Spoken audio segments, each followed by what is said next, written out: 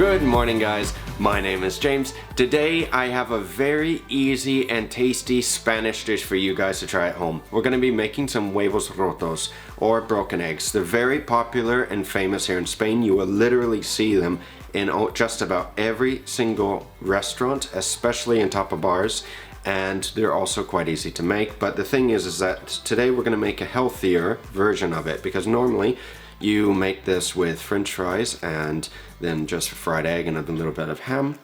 Today we're going to substitute the french fries with a little bit of asparagus.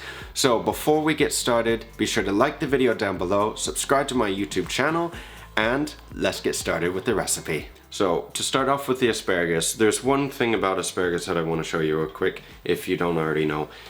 The bottom piece tends to be very woody and dense, so you don't want it. One trick to do is to take the asparagus as such from the top and the bottom and just bend it in half to see where it breaks. And typically this is the spot that is going to be the transition between hard and tender. So this is basically what you want. And another thing about green asparagus, typically you don't peel green asparagus because it has color. You want it on there. But what I would do in France is, you see these little leaves, you would take the asparagus as such and your paring knife in the other hand, and you would pick these leaves off. Now this is extremely time consuming, and if only you knew how many kilos and how many hours I've spent peeling asparagus, trust me. It makes it nice, however it's one of those little things that sometimes it's worth it, sometimes it's not.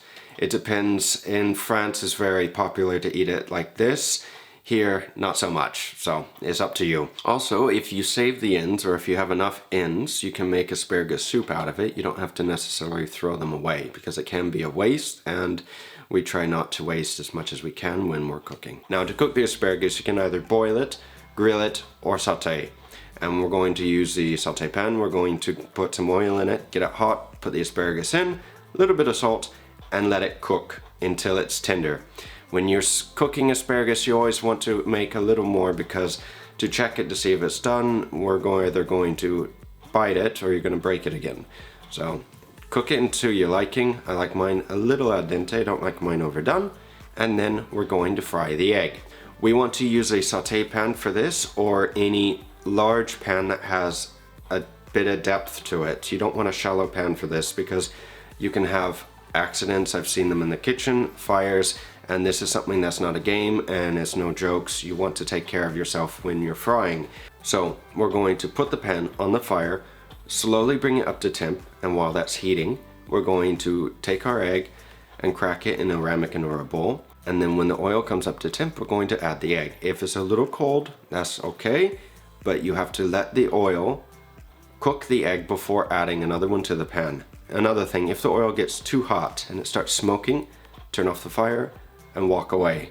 Now the trick to frying an egg is making sure that it's in enough oil to have a perfectly fried egg. You want a little bit of color on it. The egg will be done depending on how well you want it cooked. If you want a runny egg, then you're going to take it out as soon as the whites are cooked and the yolk is still runny. And it's just like a poached egg. The outside's cooked, the inside's runny. This is how I like it, that's it.